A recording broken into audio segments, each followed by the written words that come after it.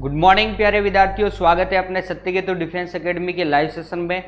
प्यारे विद्यार्थियों, हम लोग जो है हमेशा की तरह आज के इस सेशन में भी जो है वो 15 क्वेश्चंस जो है वो कंप्लीट करेंगे और अपने ये क्वेश्चंस जो है हमेशा की तरह इंपॉर्टेंट रहेंगे और जो आपको नहीं आता है उसको आप अपनी नोटबुक में जो है वो लिख देना, बराबर। ये ऐसे क्वेश्चंस है जो कभी ना कभी जो है एग्जाम में पूछे गए हैं, आप ही के एग्जाम में, बराबर ना।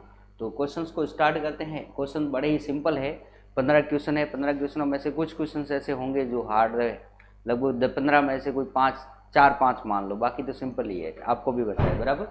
चलो स्टार्ट करते हैं। आज का अपना पहला क्वेश्चन है कि निम्नलिखित में से कौन सा एक विटामिन ए भंडारित होता है, यानी कि विटामिन ए का भंडारण जो है वो किस में होता है, तो उसका आंसर मुझे दो। अचल सिंह, शिखर, अचल, सौरभ, नेगी। ओके, आप सभी को मेरा गुड मॉर्निंग एंड जय भारत। आप जल्दी से क्वेश्चंस का आंसर दो कि इसमें से विटामिन ए का जो भंडारण जो होता है वो सामान्यतः किस में होता है। Vitamin A, vitamin D, vitamin E and vitamin C. Okay, निम्नलिखित कौन सा एक विटामिन ए भंडारित होता है। इसमें क्वेश्चन में कुछ थोड़ी सी मिस्टेक है, अभी मैं आपको बता देता हूँ।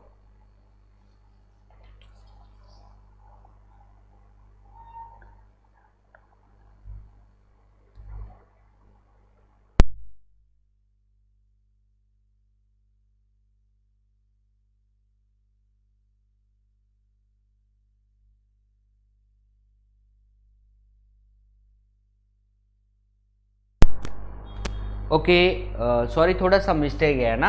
हम लोग थोड़ा सा क्वेश्चन को जो है वो चेंज कर देते हैं। देखो, अभी चेंज कर देंगे, थोड़ी सी क्या है मिस प्रिंट हो गई है। चलो कोई बात नहीं, हम लोग अभी देख लेते हैं।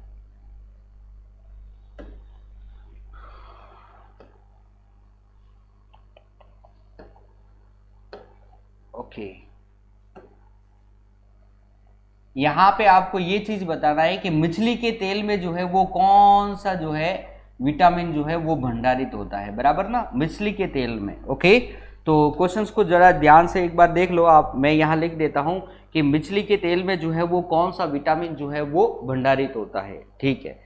ओके, चलो यहाँ पे मैं लिख देता हूँ फिश। फिश में अपने जो है हम लोग फिश तो खाते ही है ना, तो अब खाने का है इसका तात्पर्य क्या है, तो वो चीज हम लोग देख लेते हैं। यानी कि मछली, मछली आई बात समझ में, मछली के तेल में, आई बात में कौन सा जो विटामिन जो होता है वो भंडारित होता है। ओके, तो इस क्वेश्चन का आंसर दो। वेरी गुड, शाबाश। समझ में नहीं आया, अब तो समझ में आ गया भाई, सिक्कर आला जाट। ओके, वेरी गुड, शाबाश। यानी कि विटामिन डी, या शाबाश। यानी मेरे प्यारे विद्यार्थियों, मछली के तेल में या फिर मछली के लिवर में भी हम लोग बोल सकते हैं, उसमें विटामिन डी की मात्रा जो है वो सर्वाधिक होती है। कभी कभी आपने देखा होगा कि ए भी हमारा यहाँ पर आंसर किया जाता है। जी हाँ, जब अपने ऑप्शन में विटामिन डी नहीं दे रखा होता ना, तब इसका आंसर हम लोग विटामिन ए करते, क्योंकि मछली के तेल में जो है विटामिन ए भी जो है उसकी भी मात्रा होती है। खैर कोई बात नहीं, आगे चलते हैं। अभी इसमें तो अपने दे रखा है। ओके, नेक्स्ट हम लोग चलेंगे अपने अगले क्वेश्चंस की तरफ। सेकंड क्वेश्चन है, मानव गुर्दे में पथरी निम्नलिखित में से किसकी वजह से बनती है। क्वेश्चन बड़ा ही अच्छा है कि मानव गुर्दे में जो है वो पथरी जो है वो किसकी वजह से बनती है। आपने एक क्वेश्चन कभी सुना होगा कि सामान्यतः लीवर, हम लोग कई बार पढ़ते हैं, लीवर मतलब यकृत। लीवर में जो पथरी अपनी बनती है वो पथरी जो होती है वो सामान्यतः कॉलीसिस्टोस्टेलिस, कॉलीसिस्टोस्टेलिस की होती है। आई बात समझ, स्टेलिस। चलो भाई, कॉलीसिस्टोस्टेलिस की बनी होती है अपने लीवर में, जो ब्लैक कलर की पथरी होती है, बराबर ना। क्वेश्चन ये कह रहा है कि पथरी निम्नलिखित में से किसकी, यानी कि इस लीवर के अलावा हमारे शरीर में जो भी पथरी होगी वो किसकी बनी होगी। तो सीधी सी बात है कि पथरी जो होती है वो एक तरह का पत्थर होता है, और पत्थर को हम लोग क्या बोलेंगे, कैल्शियम कहेंगे। तो यहां से एक चीज तो हमें पता चल जाती है, तो भाई कैल्शियम, ये सोडियम बेंजोएट, सोडियम बेंजोएट ये तो वैसे ही कैंसिल हो जाता है क्योंकि कैल्शियम की बनी होती है। तो कैल्शियम तो हमारे अब ऑप्शन में अपना एक है कैल्शियम ऑक्जेलेट और एक है कैल्शियम एसीटेट। तो एक बात तो ध्यान में रखना, एसीटेट नाम की कोई चीज नहीं होती है, इसलिए हमारा ऑप्शन बी जो है वो करेक्ट हो जाता है, यानी कि कैल्शियम ऑक्जेलेट यानी कि सोडियम एसीटेट। आई बात समझ में ना, ये चीज ध्यान में रखना। ओके, यानी ऑप्शन नंबर बी हमारा करेक्ट आंसर है। आगे चलते हैं अपन क्वेश्चन नंबर 3 पे चलेंगे। मछली कैसे सांस लेती है? ओके, मछली में जो है वो रेस्पिरेशन की क्रिया जो होती है वो कैसी होती है, तो जल्दी से बताओ मेरे प्यारे विद्यार्थियों। मछली जो होती है आपको पता है, फिश जो होती है वो सीधी सी बात है वो कहाँ रहती है? जल में रहती है। और ये तो हमें एक चीज तो इतना तो पता है कि श्वसन क्रिया किसे कहते हैं? O2 को लेना और CO2 को छोड़ना ही हम लोग श्वसन की क्रिया कहेंगे। अगर किसी भी जंतुओं में श्वसन की क्रिया होती है तो सभी जंतु, चाहे एक कोशिका से लेकर के बहुकोशिकीय, पेड़ पौधे भी उसमें शामिल होते हैं, उसमें जो है श्वसन की क्रिया उसे ही कहते हैं ऑक्सीजन को लेना और CO2 को छोड़ना। पेड़ पौधे भी जो है वो ऑक्सीजन को लेंगे और कार्बन डाइऑक्साइड को छोड़ेंगे, तभी उसे हम लोग श्वसन कहेंगे। कार्बन डाइऑक्साइड का लेना और ऑक्सीजन का छोड़ना वो श्वसन नहीं होता है, जैसे कि पेड़ पौधे दिन में करते हैं प्रकाश संश्लेषण की क्रिया के दौरान, उसे हम लोग श्वसन नहीं कहते। श्वसन तो कब कहेंगे? जब ऑक्सीजन लेता है और कार्बन डाइऑक्साइड को छोड़ता है, जैसे कि रात्रि में। रही बात समझ? तो सीधी सी बात है कि मछली भी अपनी क्या है? सजीव है, और ये भी क्या करेगी? श्वसन क्रिया करेगी। तो इसी में भी श्वसन क्रिया में क्या होगा? ऑक्सीजन लेगी और कार्बन डाइऑक्साइड को छोड़ेगी। अब क्वेश्चन ये आता है कि मछली ऑक्सीजन कैसे लेती है जल में? तो मेरे प्यारे विद्यार्थियों, वो जल में घुली हुई ऑक्सीजन का उपयोग करती है, ये चीज भी ध्यान में रखनी है। और ये जल में घुली ऑक्सीजन का उपयोग कौन करता है? उसमें विशेष प्रकार के गलफड़े पाए जाते हैं, गिलफड़े, ये, या फिर मैं बोल सकता हूं गिल, ये चीज, यानी कि ऑप्शन नंबर सी, यहां से ये जो है वो क्या करती है? श्वसन करती है। ओके, नेक्स्ट क्वेश्चन की तरफ, इसका आंसर अपने सी हो जाता है। अगले क्वेश्चन नंबर 4, इलेक्ट्रॉन की खोज किसने की? तो प्यारे विद्यार्थियों, आपको बहुत अच्छी तरीके से पता होगा कि अपने जे थॉमसन या जेम्स वाटसन, गैलीलियो या रदरफोर्ड। तो प्यारे विद्यार्थियों, गैलीलियो रदरफोर्ड का तो इनसे अपने परमाणुओं से कुछ रिलेशन ही नहीं है। हम लोग इस क्वेश्चन को हमेशा से ही पढ़ते आए हैं कि सामान्यतः जे थॉमसन ये एक साइंटिस्ट है जिसने जो है वो सामान्यतः किसकी खोज की? तो इलेक्ट्रॉन की खोज की थी। और आपको पता होगा कि एक परमाणु जो होता है, परमाणु के मूलभूत कण, एक इलेक्ट्रॉन होता है, एक प्रोटॉन प्लस न्यूट्रॉन, ये होता है। तो इलेक्ट्रॉन की खोज जे थॉमसन ने की थी और प्रोटॉन की खोज जो है वो सामान्यतः गॉल्ड स्टीरन ने की थी। और एक चीज हम लोग बता दें कि यहाँ न्यूट्रॉन की खोज जो है वो सामान्यतः जेम्स चैडविक ने की थी। ओके, और यहाँ पर गोल्ड स्टीरन ने जो है वो सामान्यतः 1800 यहाँ से गोल्ड स्टीरन ने सन 1886 में 1886 में की थी। जेम्स चैडविक ने जो है 1932 में इसकी खोज की थी, बराबर ना, न्यूट्रॉन की खोज। ओके, तो अपना आंसर जो है ए नंबर ऑप्शन बिल्कुल करेक्ट आंसर है। आगे चलेंगे, नेक्स्ट क्वेश्चंस की तरफ चलेंगे। अगला हमारा क्वेश्चन है इस प्रकार से, क्वेश्चन नंबर 5, रेडियो धर्मिकता की खोज किसने की थी? मेरे प्यारे विद्यार्थियों, रेडियो धर्मिकता कह दो या रेडियो एक्टिवता कह दो, एक ही चीज है। और यहां से हम लोग देखते हैं कि रेडियो धर्मिकता की खोज किसने की थी। तो प्यारे विद्यार्थियों, 3 साइंटिस्ट थे। एक थी मैडम क्यूरी, और एक हमारे पास में आता है पियरे क्यूरी। ओके, और एक हमारे पास में आती है हेनरी बैकुरल। ये 3 साइंटिस्ट हैं। इन तीनों ने, इसमें से ये दोनों जो है वो क्या है? हस्बैंड वाइफ है, इतना आपको पता होगा। ये दोनों जो है वो हस्बैंड एंड वाइफ है। आई बात समझ? ये इसकी वाइफ है मैडम, पियरे इसका जो है हस्बैंड है। आई बात समझ में? और हेनरी बैकुरल, इन तीनों ने जो है मिलकर के सामान्यतः किसकी खोज की थी? तो तीनों ने मिलकर के जो है वो सामान्यतः रेडियो धार्मिकता की जो है वो खोज की थी। आई बात समझ में? अब प्यारे विद्यार्थियों, या तो हमें ऑप्शन में जो है जब रेडियो धार्मिकता की खोज किसने की, या तो ये तीनों ही ऑप्शन में देंगे या इन तीनों में से कोई एक ऑप्शन में देंगे।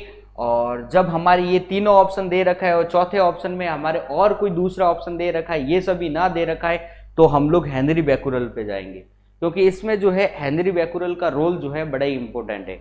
तो यहाँ से अपना आंसर जो है ये बी नंबर ऑप्शन जो है ये आंसर इसका करेक्ट आंसर हो जाएगा। ओके यस, आगे चले अपन क्वेश्चन नंबर 6 पे चलते हैं। 6 नंबर क्वेश्चन हमारा इस प्रकार से है, रेडियो धार्मिकता की यूनिट क्या है। तो भाई रेडियो धार्मिकता की जो है वो यूनिट क्या है, ये चीज हमें बतानी है। यूनिट, रेडियो धार्मिकता की यूनिट क्या है वो चीज हमें बतानी है। एंगस्ट्रॉम, कैंडल, फर्मी या क्यूरी। प्यारे विद्यार्थियों जल्दी से क्वेश्चंस का आंसर दो भाई, क्या होगा। रसगुल्ला तो चाह रहा है आजकल शिकार।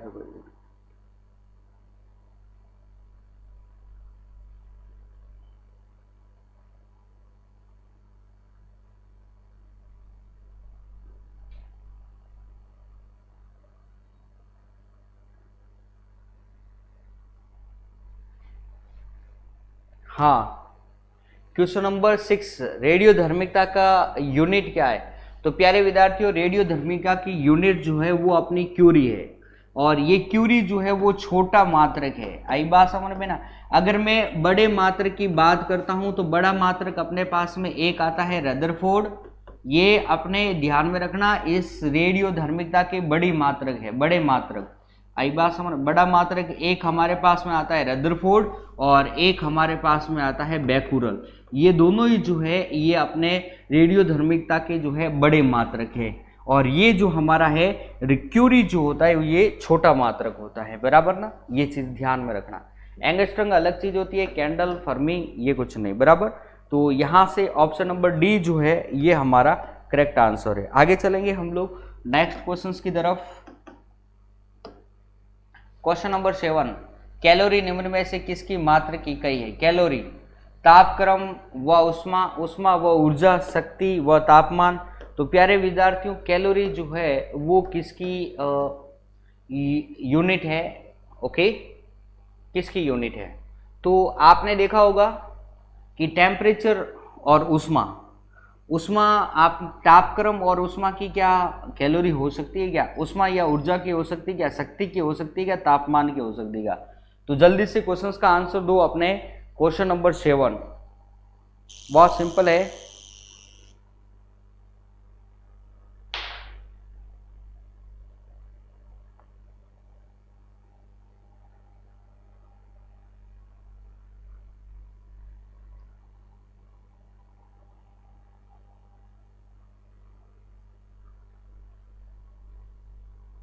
वेरी गुड, उष्मा और ऊर्जा।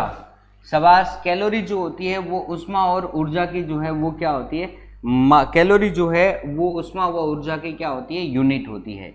ये चीज ध्यान में रखनी। अपनी ऊर्जा, हम लोग कहते हैं ना कि हमें 116 किलो कैलोरी ऊर्जा होती है, तो कैलोरी कैलोरी ऊर्जा का मात्रक होती है, उष्मा की भी, हीट की भी होती है।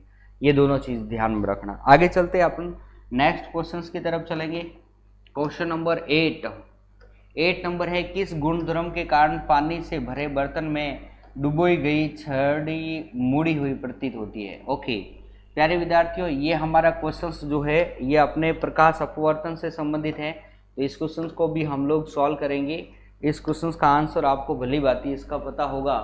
आपको पता होगा कि ये जो आंसर है ये सामान्यतः अपवर्तन का है। आई बात समझ में। अपवर्तन, एक ये माध्यम और एक ये माध्यम। जब कोई प्रकाश की किरण, हमने कल या परसों मैंने आपको बताया था, कल ही बताया था कि जब कोई प्रकाश की किरण एक माध्यम से दूसरे माध्यम में आती है तो माध्यम की सतह पर मुड़ने की घटना को हम लोग क्या बोलते हैं, अपवर्तन।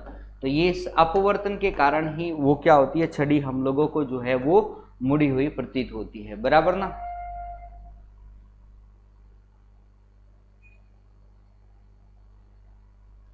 ठीक है, आगे चलते अपन नेक्स्ट क्वेश्चंस की तरफ चलेंगे।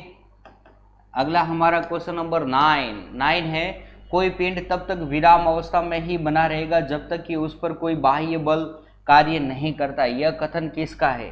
तो मेरे प्यारे विद्यार्थियों ये कथन किसका है, जल्दी से क्वेश्चंस का आंसर दीजिए। ऑप्शन है न्यूटन, आइंस्टाइन या अपने आर्किमिडीज। तो प्यारे विद्यार्थियों आपको बहुत अच्छी तरीके से पता होगा कि ये न्यूटन की गति का जो है ये क्या है, प्रथम नियम है। न्यूटन की गति का प्रथम नियम ये, और न्यूटन की गति का प्रथम नियम क्या है, यदि कोई वस्तु गतिशील है तो वो गतिशील ही रहेगी, और यदि कोई वस्तु स्थिर है तो वो स्थिर ही रहेगी जब तक कि उसके ऊपर कोई बाह्य बल न लगे। जब तक उसके ऊपर कोई, जब तक एक्सटर्नल फोर्स नहीं लगता ना, तब तक वो अपनी स्थिति से जो है वो हलचल नहीं करती है, बराबर ना।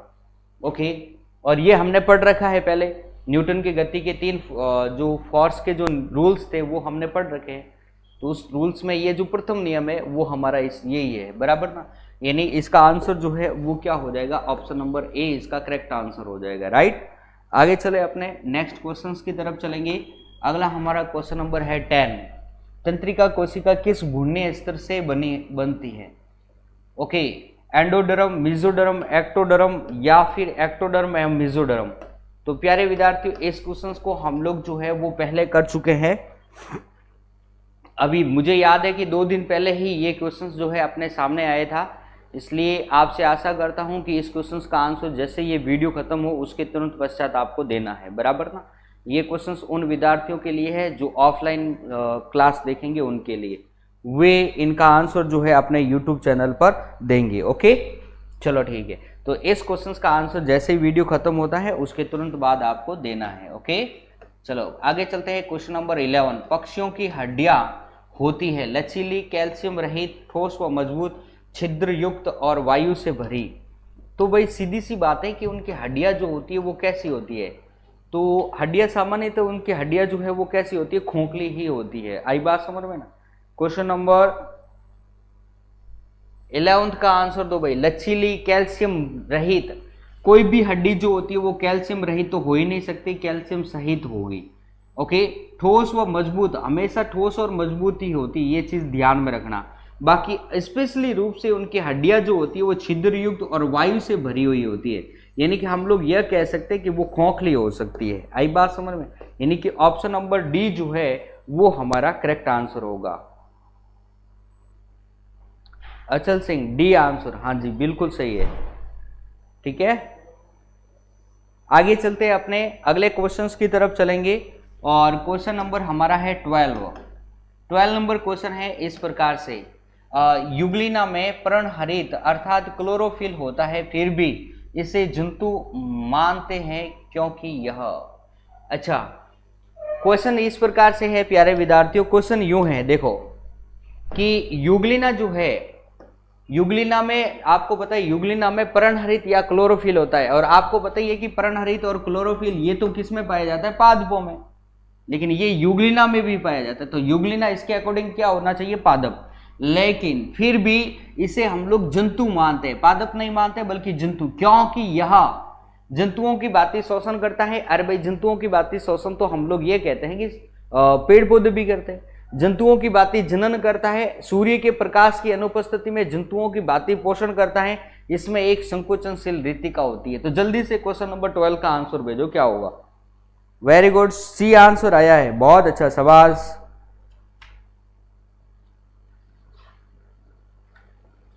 जल्दी से आंसर दो भाई, क्या होगा?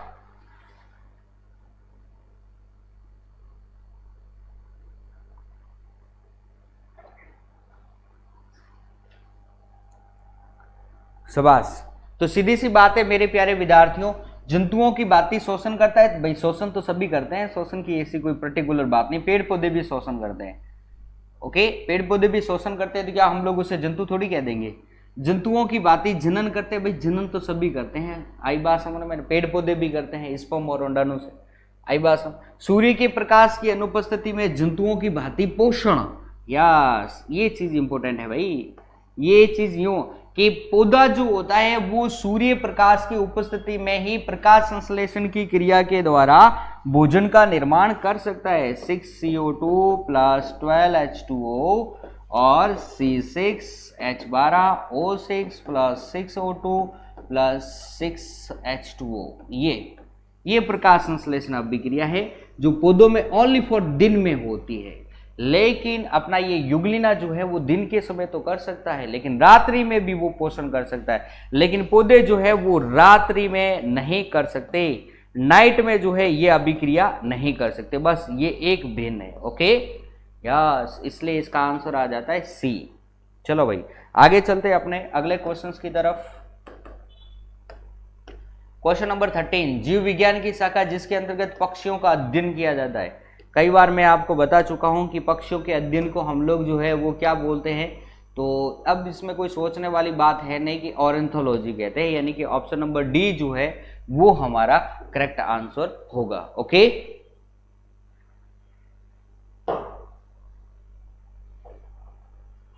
चलो ओके, यानी आंसर क्या होगा, ऑर्निथोलॉजी। यस, तो प्यारे विद्यार्थियों, पक्षियों के अध्ययन को हम लोग क्या बोलते हैं, ऑर्निथोलॉजी कहते हैं, राइट। चलो अब नेक्स्ट अपने क्वेश्चंस की तरफ चलेंगे, क्वेश्चन नंबर 14, और आज की क्लास का सेकंड लास्ट अपने क्वेश्चंस है। क्वेश्चन है, मोलस्का और इनके देह खोखलों के अध्ययन की शाखा है, जीव विज्ञान, कॉन्कोलॉजी, एनमोलॉजी या जंतु विज्ञान। तो भाई मोलस्का आपको बताइए क्या चीज होती है। मोलस्का मेरे प्यारे विद्यार्थियों जलीय जीव संघ है, जिसके अंतर्गत जलीय जीव आता है, जिनकी बॉडी जो है वो कैल्शियम की बनी होती है। जैसे कि मैं बताता हूँ, गोंगा है, पाइला है, ये इस संघ के जो है वो जीव है। कि अब सर ये पाइला और गोंगा होता है क्या है, हमें क्या पता। तो भाई आपने जब शंख तो बजाई होगी, शंख, आई बात समझ में। वो शंख जो है कभी कभी जो है किसी का घर रहा होगा, आई बात समझ में। कभी किसी जमाने में वो शंख जो है किसी का घर था, उसके अंतर्गत कोई जीव रहता था, आवश्यकता पड़ने पर वो मुंह बाहर निकालता था और खाना खाता था, वापस उस खोल में चला जाता। तो आप समझ गए होंगे कि वो जो खोल जो है कितना मजबूत है। तो वो ऐसे जीव जो है किस संघ में आते हैं, मोलस्का संघ में आते हैं। इसी प्रकार से एक यूनियो होता है, यूनियो, जैसे कि हमारे जो आम की जो गुठली होती है ना, सेम उसी तरीके होती है और उसी तरीके का मजबूत होता है, ऊपर से कड़क होता है। उसी तो ये मजबूत वाला जो पार्ट होता है ना, वो कैल्शियम का होता है, यानी कि मोलस्का के जो ऊपर जो होता है खोल, वो कैल्शियम का बना होता है, सबसे हार्ड होता है। आई बात समझ में। तो देखो लो कि अध्ययन की शाखा क्या है, जीव विज्ञान, कॉन्कोलॉजी, एनमोलॉजी या जंतु विज्ञान। तो जल्दी से क्वेश्चंस का आंसर दो, क्या होगा। बहुत सिंपल क्वेश्चन है, जल्दी से आंसर भेजो।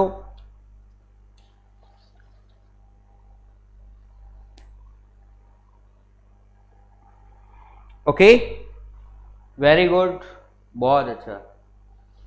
तो मेरे प्यारे विद्यार्थियों शाबाश, आंसर आ चुका है भाई, कॉन्कोलॉजी। यस, यही है बी नंबर ऑप्शन। ओके, और आज की क्लास का अपने लास्ट एंड फाइनल क्वेश्चन है कुछ इस प्रकार से। क्वेश्चन नंबर 15, पौधे का कौन सा भाग फूल बनाने का उद्दीपन ग्रहण करता है।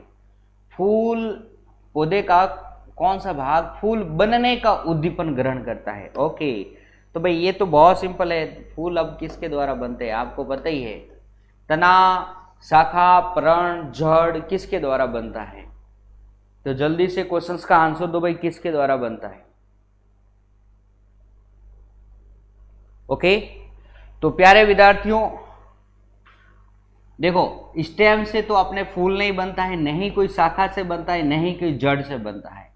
ओके, तो फूल अपने कहां पर होता है, पर्ण यानी कि पत्ती पर। आई बात समझ में ना। यानी कि फूल बनने का उद्दीपन जो होता है वो कहां से ग्रहण करता है, तो अपने पर्ण से जो है वो ग्रहण करता है। यानी ऑप्शन नंबर सी जो है वो अपने एकदम करेक्ट आंसर हो जाएगा। चलो भाई आगे चले। आज के अपने जो 15 क्वेश्चंस जो है वो क्या होते हैं, कंप्लीट होते हैं। तो प्यारे विद्यार्थियों, आज की क्लास को हम लोग यहीं पे समाप्त करेंगे। कल फिर जो है ऐसे ही कुछ इंपॉर्टेंट क्वेश्चनों के साथ में हम लोग क्लास लेंगे। ओके, तो चलते हैं, कल फिर मिलेंगे। तब तक के लिए आप सभी को मेरा जय हिंद, जय भारत।